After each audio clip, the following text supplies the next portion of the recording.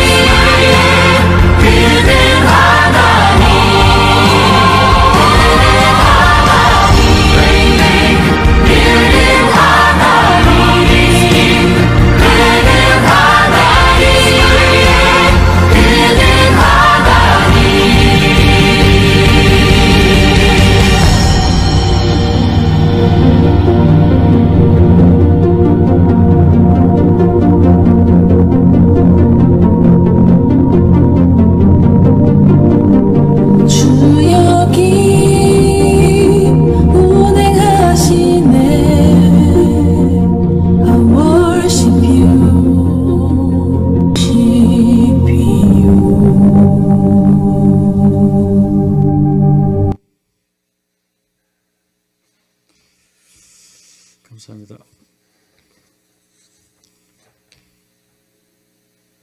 저희 1년 동안 저희들이 사역했던 사역이고요. 뭐 너무 길어가지고 뭐 좀 지루할 수도 있겠습니다만, 저희는 이제 7개 교회가 한 10년, 개척한 지 한 뭐 15년에서 10년 정도가 됐기 때문에, 이제는 더 전도하고 이런 것도 계속하고 있지만, 저희들은 이제 더 교회가 자립해서 나갈 수 있도록 이제 각 교회가 믿음 안에 든든히 서가는 그런 일들을 위해서, 지금 최선을 다해서 노력하고 있습니다. 이 일을 위해서 매년 저희가 2차례 사경회를 합니다.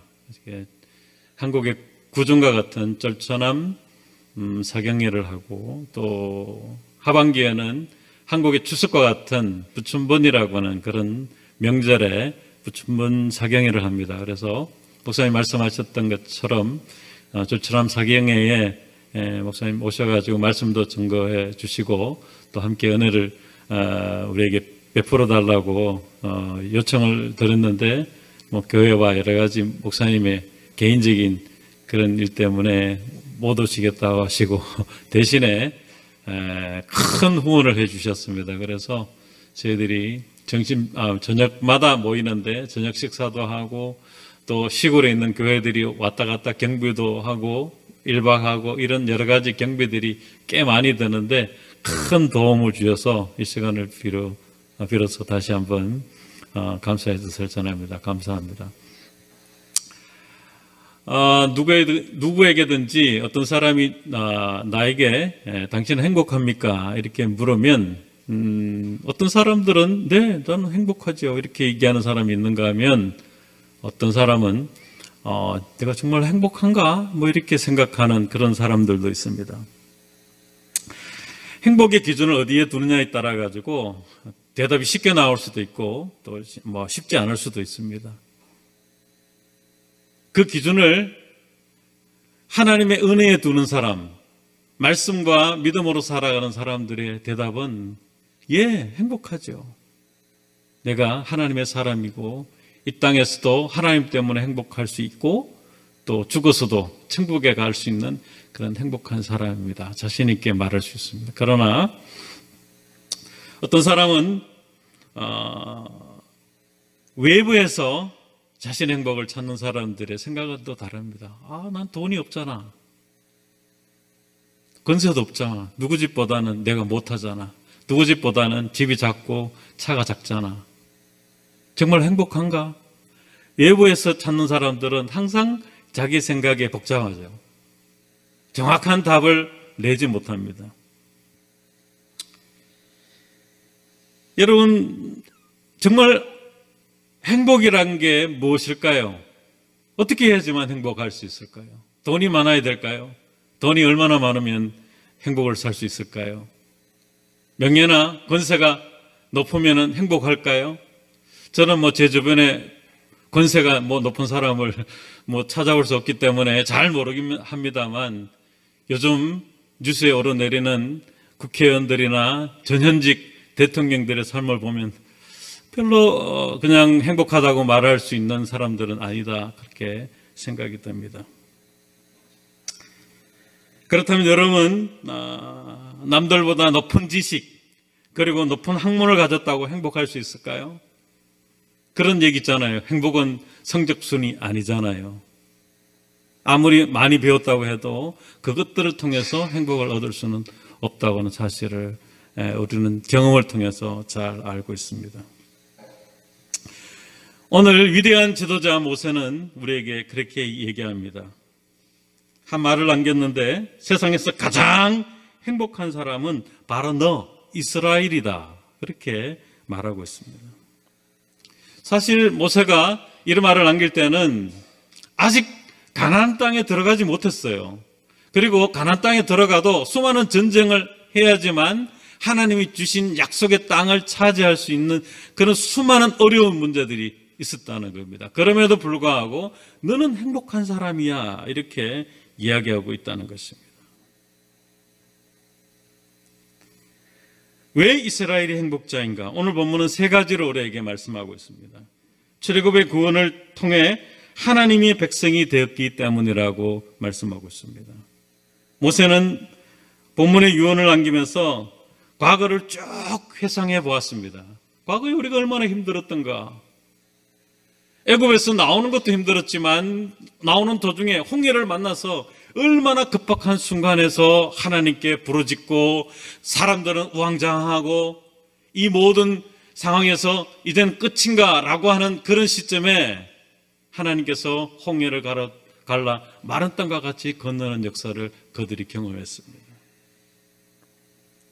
광야의 40년 동안에 성경은 이렇게 말합니다. 매일 하나님께서 저들이 농사도 짓지 않았지만 만나를 통해서 저들에게 하루하루 굶지 않고 살아갈 수 있는 은혜를 베풀어 주셨고 옷도 낡지 않았고 신발도 헤어지지 않게 해 주셨다고 말씀하고 있습니다.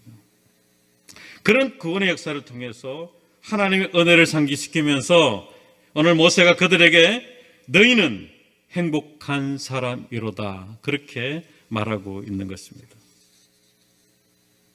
그렇습니다. 사람이 살다 보면 가끔은 절망적인 순간을 만납니다.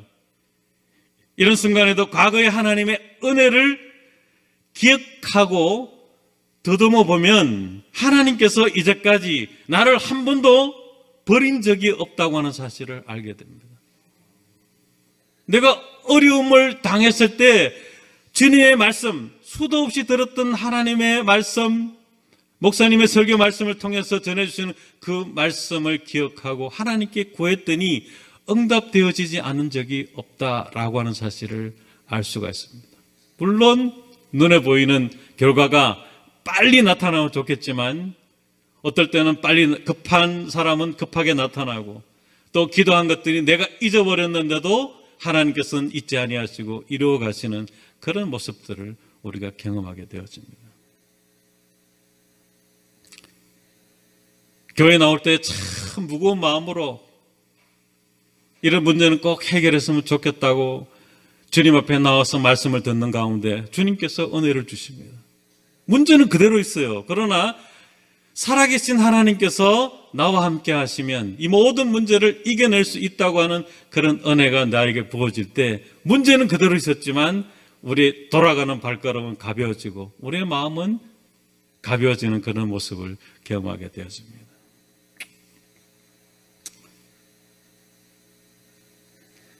저희가 선교훈련을 많이 받고 또 선교에 대한 공부를 많이 했으면 선교가 더 쉬웠을지 모르겠습니다만 저희가 2005년도에 부푼 가슴을 품고 저희 가족이 막 캐리어 아이들까지 4개 주보따리 메고 그렇게 갔을 때 너무나 어려웠어요. 몰랐기 때문에. 캄보디아에 대해서 조사하고 어떻게 출발해야 되고 어떻게 일을 해야 되고 뭘 이렇게 순서대로 가야 되는데 하나님께서 그냥 부르셨다고 하는 거기에만 방점을 팍 찍고 가야 되겠구나. 그렇게 갔는데 내가 준비되지 않으니까 뭘 해야 될지 모르겠어요. 그러니까 모르니까 힘든 겁니다. 모르니까 힘들고 모르니까 어렵고 모르니까 어떻게 풀어가야 될지 매일매일 고민을 안고 하나님 앞에 도저히 부르짖지 않고서는 배길 수 없는 이 문제를 해결할 수 없는 그런 상황들이 계속 일어나는 것을 경험했습니다.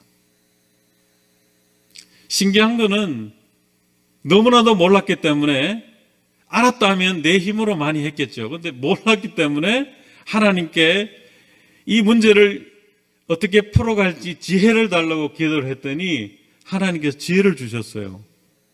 이 일을 어떻게 풀어가야 될지 제가 언어가 1년 만에 교회를 개척해야 되는데 언어가 모자라가지고 개척을 어떻게 해야 될지 모르는데 하나님께서 현지인 사역자를 붙여주셨습니다.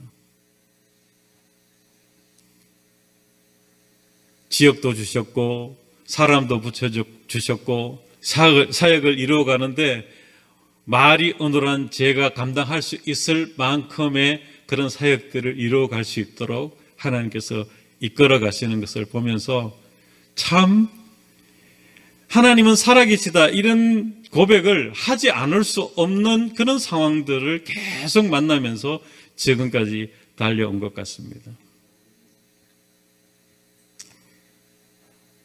지금도 부족함 투성입니다. 앞으로 해결해야 될 그런 문제들이 참 많지만 오늘의 말씀의 내용이 과거를 돌아보았더니 하나님께서 그때마다 제가 앞서 고백한 것처럼 이런 많은 문제들이 있었음에도 불구하고 하나님께서는 해결할 길을 주셨고 힘을 주셨고 능력을 주셨고 감당할 수 있게 하셨다고 고백해서 나는 행복한 사람입니다 라고 고백하는 것처럼 이제 현재도 그리고 미래에도 하나님께서 그런 방법으로 우리를 이끌어 주신다고 하는 그런 믿음이 있다면 오늘 또 저는 제 자신도 행복하고 말씀을 듣는 여러분도 행복한 사람이 아닌가 그런 생각을 하게 되었습니다.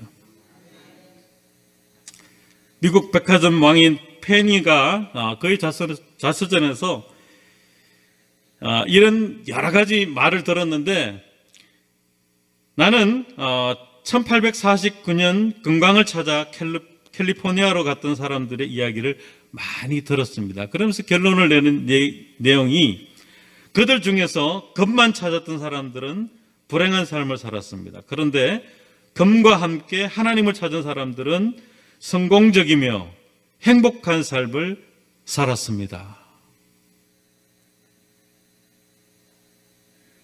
사람이 행복할 수 있는 것은 바로 하나님이다 라고 하는 것을 말하고 있습니다. 하나님이 함께 하시면 무엇이든지 이겨낼 수 있다고 하는 그런 믿음이 우리를 행복하게 하는 그런 비결이 된다고 하는 것을 가르쳐주고 있습니다.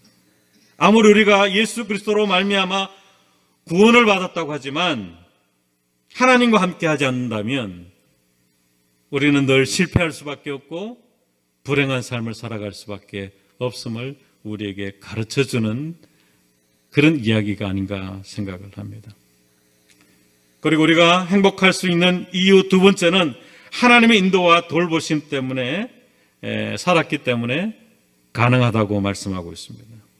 27절 중반에 그는 너를 돕는 방패시요 내 영광의 칼이시로다. 하나님이 우리의 방패가 되어주시고 영광의 칼이 되어주셔서 어떠한 상황 가운데서도 우리를 승리케 하신다고 하시는 말씀입니다. 시편 28편 7절의 말씀에도 비슷하게 다윗 왕은 여호와는 나의 힘과 나의 방패시니 내 마음이 저를 의지하여 도움을 얻었도다. 그러므로 내 마음이 크게 기뻐하며 내 노래로 저를 찬송하리로다. 하나님이 힘이 되시고 방패가 되시고 기쁨이 되신다고 말씀하고 있습니다. 하나님 믿고 의지하면 그런 믿음의 사람을 통해서 하나님을 떠나 사는 사람들보다 전혀 다른 차원 높은 그런 삶을 살아갈 수 있다고 하는 것을 가르쳐주는 것입니다. 우리는 이런 말씀들을 수도 없이 저도 어릴 때부터 쭉 들어온 말씀이지만 우리가 체험하지 않고 믿고 체험하지 않으면 결코 이 말씀이 나의 것이 될 수 없고 내 삶이 될 수 없다는 것을 말씀드리고 있는 것입니다. 비슷한 말은 너무나도 많이 들었죠. 그러나 그게 내 삶의 일부가 되기 위해서는 그런 말씀대로 살아갈 때 주시는 그 은혜를 경험하고 그 경험이 우리의 믿음이 되고 그 믿음을 통해서 우리가 행복한 삶을 하나님 안에서 누릴 수 있는 것임을 우리에게 가르쳐 주고 있는 것입니다.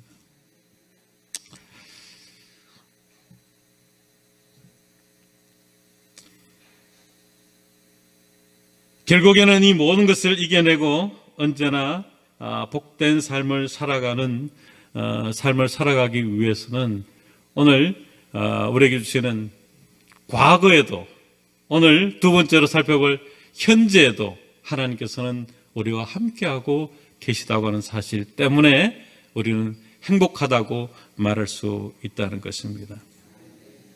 물론 제 이야기를 또 해야 되겠습니다만,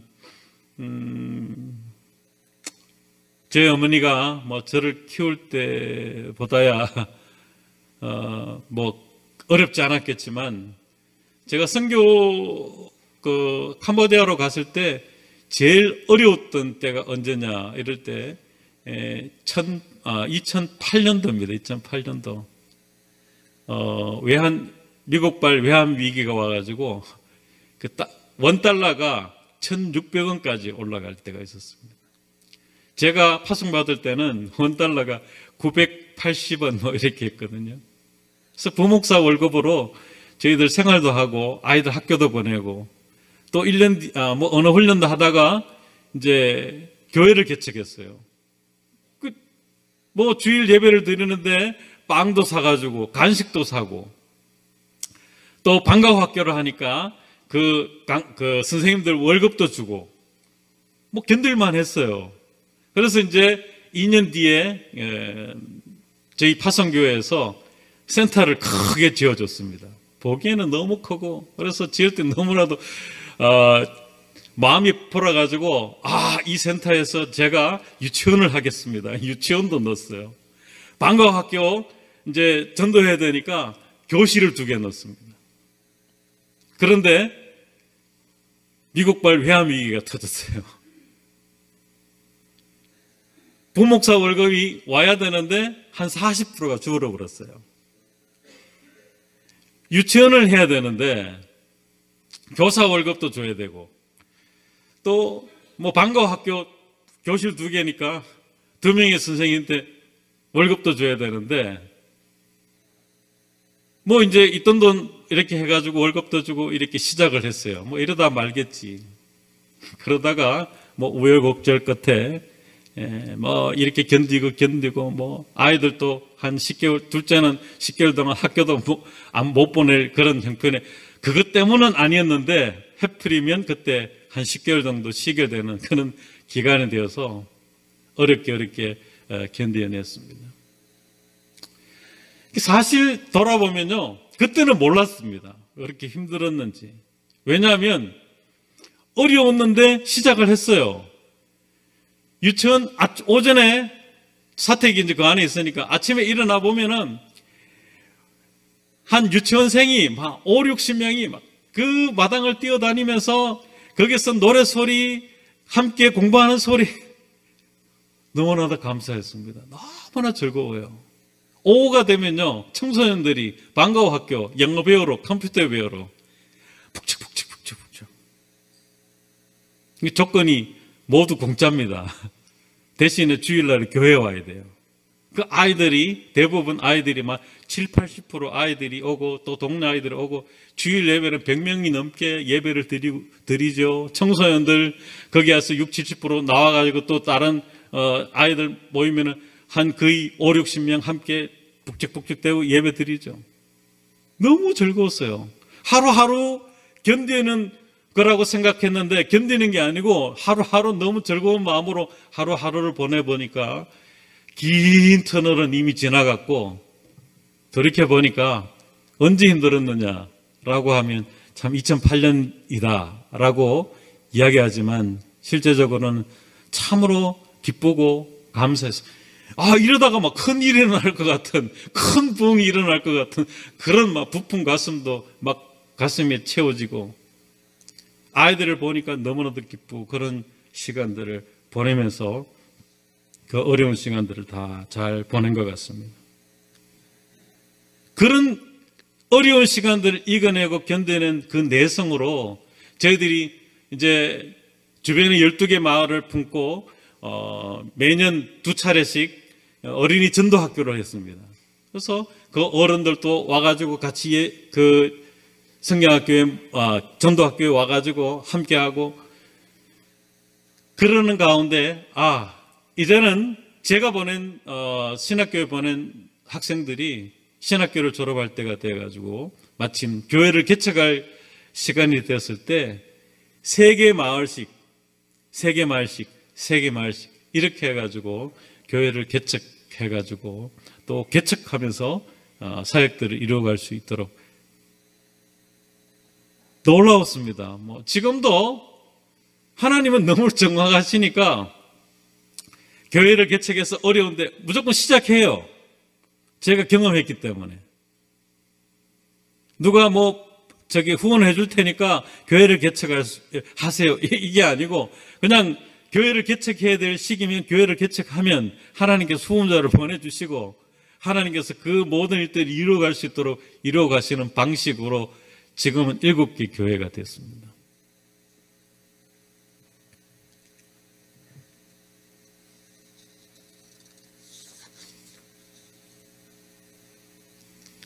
만약에 하나님께서 그 모든 일들 가운데 일의 도움도 없었다면 무너질 수밖에 없었겠죠. 부목사 월급 그때 한 120만 원 정도 되는 거 $1 환율로 하면 20% 제하고 10% 제하고 2008년도에는 40% 제하면 정말로 보잘것없는 그런 돈으로 감당할 수 없는 일이었지만 하나님께서 정확하셔요. 어릴 때 전화가 와요. 난 잘 모르는 분이에요.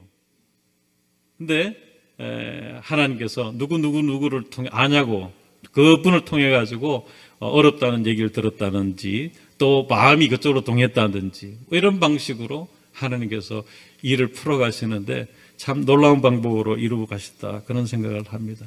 하나님의 도우심. 수많은 어려움과 힘든 일이 있었지만 하나님께서 도와주시고 막아주시고 일들을 풀어가시고 해결하지 않았다면 오늘 제가 여기 와서 나는 행복한 사람이다 라고 하는 이 주제를 가지고 나도 행복하고 여러분도 행복합니다 라고 하는 말씀을 드릴 때 참 부끄러움이 있지 않겠나 생각을 하게 됩니다. 그러나 저는 그런 경험을 통해서 하나님 앞에 그런 경험이 있다는 그런 확신으로 오늘도 하나님의 도우심이 있다면 우리는 반드시 행복한 삶을 살아가는 사람이고 또 그런 사람이 미래에 그런 사람이 될 수 있고 또 하나님께서 인정하시는 믿음의 삶으로 영광 돌리며 살아갈 수 있다고 하는 사실을 가르쳐주고 있는 것입니다. 세 번째는 미래의 확실한 승리를 받았기 때문에 우리는 행복한 사람이라는 것입니다. 오늘 본문 하반절에 내 대적이 내게 복종하리니 내가 그들의 높은 곳을 밟으리로다. 다시 말해 저와 여러분이 행복한 이유는 장차 하나님께서 우리를 승리하게 할 것이기 때문이라고 말씀하고 있습니다.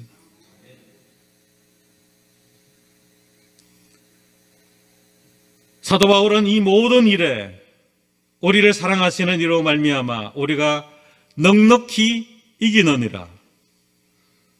사실 우리가 아무런 힘이 없지만 성경 우리에게 말합니다. 주님으로 말미암아 마귀가 우리에게 복종할 것이다. 우리의 원수들, 우리 앞에 있는 삶의 장애물들, 그리고 여러 가지 시험과 환난들이 결코 우리를 꺾지 못할 것이다. 요즘 제가 참 보람을 느낍니다. 아직 가야 될 길은 선교에 가야 될 길은 멉니다만 지금 참 돌아보면 참 허무하고 보람있다 이런 생각을 많이 하게 됩니다. 왜냐 이러면 제가 예전에는 몰랐어요. 예전에는 막 정신없이 교육하고 또 저들을 어떻게 하면 더 믿음으로 이끌어갈까 그 고민하고 살아온 어느 한순간에 보니까 조금씩 자라요. 자랍니다. 신앙이. 제가 작년에 왔을 때 처음 개척했을 때 아이들이 찬송을 안 따라해요. 다 봐요. 구경. 공연하는 것처럼 여기 찬양하면 우리 그 장로님 찬양하면 다 이게 공연하는 줄 알고 다 구경하지 따라하지 않습니다. 막 더운 나라에 좁은 공간에 한 100명씩 들어가면요 땀 냄새 이래가지고 덥기 때문에 집중을 못해요. 그래서 당연히 목마르죠. 그래서 물 먹으러 가는데 한 명 가면 또 따라가고 화장실 가는 사람 따라가고 예배에 집중이 되지 않는데 요즘은 우리가 4월, 5월에 제일 더울 때입니다. 우리가 아까 그 봤는데 에어컨이 없어요. 우리 그 큰 센터에 에어컨이 없습니다. 그러나 요동하지 않고 오직 예배만 집중하는 그런 모습들을 보면서 참 많이 성장해 가고 있구나라고 하는 것을 깨닫게 됩니다. 언제 그랬냐? 이게 방과 학교를 다 치우고, 제가 생각하건대 캄보디아에 저희 사역지만큼 예배를 많이 드리는 그런 교회를 찾기 어려울 거다라는 생각을 합니다. 저희는요, 한국어가 똑같아요. 주일 오전 8시 교회 학교, 10시 주일 예배, 그리고 같이 점심을 먹고 오후에는 청년들, 어른들, 오후 예배 참석할 사람들은 다 뭐 투툭이나 뭐 이런 걸 타고 센터로 모입니다. 오후 2시 연합 찬양 예배, 한 100명 정도가 모여서 예배를 드립니다. 수요일 수요 기도회, 금요일 연합 금요 기도회, 저녁에 어떤 교회, 포노펜에는 6개 교회가 있기 때문에 6개 교회, 한 교회에서 저녁 식사를 준비하면 모두 다 거기에 저녁 식사를 하고 기도회를 하고, 요즘 100명씩 모입니다. 그리고 토요일 날에는 길거리 전도, 각 교회를 돌면서 이 교회, 그 다음 주 저 교회, 이렇게 길거리 전도, 1대1 전도를 하고, 오후에는 제자 양육이나 주일 예배를 위해 찬양, 그리고 1년에 말씀드렸다시피 1년에 2번 사경회, 1년에 한 번 전교인 수련회, 7개 교회 연합, 그리고 두 분밖에 안 됐습니다만은 여리고 기도회. 캄보디아는 새벽 예배가 잘 안 됩니다. 저녁에는 잘 모여요. 그래서 저녁에 7일 동안 저녁마다 한 교회씩 돌아가면서 기도회를 하고, 특별한 기도의 제목을 놓고 기도하고 응답받는 그런 시간이고, 또 뭐 절기 행사 같은 것들을 하고 있습니다. 예배를 드리는 가운데 믿음이 성장하고, 우리 기도하는데 한국교회만큼 기도합니다. 아까 우리 자매 기도하는 거 보셨죠? 우리도 그렇게 통성으로 기도하고 있습니다. 예전에는 아니거든요. 예전에는 구경하는 사람, 참여하지 않고 기도할 때 다 봐요. 이렇게 두리번 한 50%는 두리번 거리고 성장해가는 그런 모습을 보면서 감사드리고, 무엇보다 저들이 성장했다고 하는 그런 모습을 어디서 보느냐? 제가 교회를 개척할 때 보니까 제일 선교사를 도와주고 협력하는 부류가 청소년들이에요. 중학교 1, 2학년, 중학교 1, 2학년, 고등학교 뭐 1학년 뭐 이 정도 된 아이들이 열심히 해요. 그래서 뭐 찬양단도 시켜보고 주일학교 교사도 시켜보고 한 10년이 지났어요. 청년이 됐습니다. 대학교도 가고 또 직장도 가지고. 시간이 지나니까요, 그 7개 교회 안에서 믿음의 자매들, 형제들을 만나요. 눈이 맞아가지고 결혼을 합니다. 캄보디아는 부모의 그 자녀의 결혼에 있어서 부모의 말이 굉장히 중요합니다. 큰 역할을 합니다. 부모가 안 돼요. 지참금이 있어야 됩니다. 돈이 뭐 한국 돈으로 한 500만 원 정도 이상이 있어야 돼요. 결혼을 할 수 있습니다. 아무리 사랑하는 사이더라도 지참금이 없으면 헤어져야 돼요. 다른 지참금이 있는 남자하고 결혼을 시킵니다. 신앙생활 하면서 만난 그 자매와 믿음의 가정을 이루기 위해서 수도 없이 부모에게 찾아가고 설득하고 결혼을 허락받고, 지참금을 받는 이유는 전통 혼례를 해야지만 동네 사람들을 초청하고 한국처럼 부조를 받는데, 기독교인들은 전통 혼례 맞지 않아요. 그래서 저희가 설득하고, 기독교인은 기독교식 결혼 예배를 드려야 된다. 부모를 설득해가지고 기독교식 예식을 드립니다. 지금 7가정을 제가 기독교 예식으로 결혼을 시켰고, 1년쯤 되니까 또 아이도 낳고 유아세례도 주고.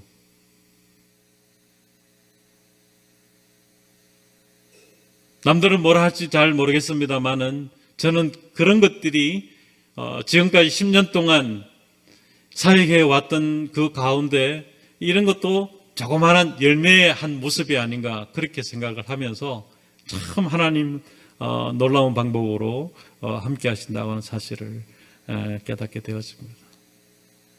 과거에도 하나님께서 잘 모르고 어리버리한 제가 하나님의 기도했을 때에 지혜도 주시고 이끌어갈 수 있는 힘을 주시고 감당해낼 수 있는 그런 은혜를 부어주셔가지고 지금까지 오게 하셨고, 현재에도 과거에 하나님께서 저희 사역지를 축복해 주신 것처럼 주님 앞에 주님의 이름으로 모여서 기도하고 찬양하고 하나님을 영광 돌리는 그 모든 시간들 가운데 주님께서 우리를 믿음의 사람으로 품어주시고 하나님 안에서 행복한 삶을 살아갈 수 있도록 인도하여 주시고, 앞으로도 하나님께서 이와 같이 하나님께서 이끌어 주셨다면 앞으로 우리의 모든 믿음의 삶에도, 또 저희가 사역하는 캄보디아 현지인, 정말로 아무것도 모르던 그 어린 청소년들이 자라서 가정을 이루고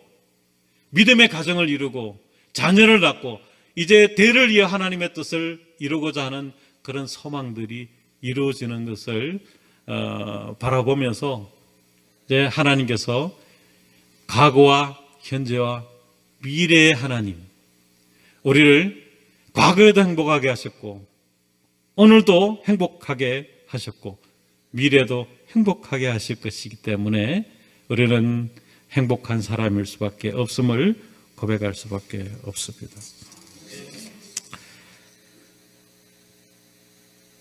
그렇습니다. 여러분 아시죠? 예수님의 이름이 2개인 거. 하나님께서 요셉에게 나타나셔서 2가지 이름을 말씀하셨잖아요. 우리를 위해서 십자가에 달려 돌아가실 예수, 그 이름 예수. 그리고 십자가에 달려 돌아가신 예수님께서 부활하고 승천하신 후에 우리와 언제나 함께 하실 임마누엘 예수. 예수님은 승천하셨지만 예수님을 위해서 대신 일하실 성령을 우리에게 선물로 주셨는데, 그 성령을 통해서 임마누엘, 언제나 함께 하시고 우리의 필요와 또 우리가 넘어질 때 일으켜 세우시고 힘이 없을 때 힘이 되어주시고 능력이 되어주시고 소망이 되어주시고, 나는 행복할 조건이 아무것도 없네요 라고 했지만 수년이 지나 뒤를 돌아보건대 하나님께서는 언제나 함께 하셨음을 고백할 수 없는 그런 행복한 사람이었다고 하는 것을 우리가 기억하는 것처럼, 그 예수 그리스도 안에서 오늘 또 행복한 사람임을 고백하고 살아가는 저와 여러분 될 수 있기를 간절히 소원합니다. 사랑의 아버지 하나님, 은혜 감사합니다.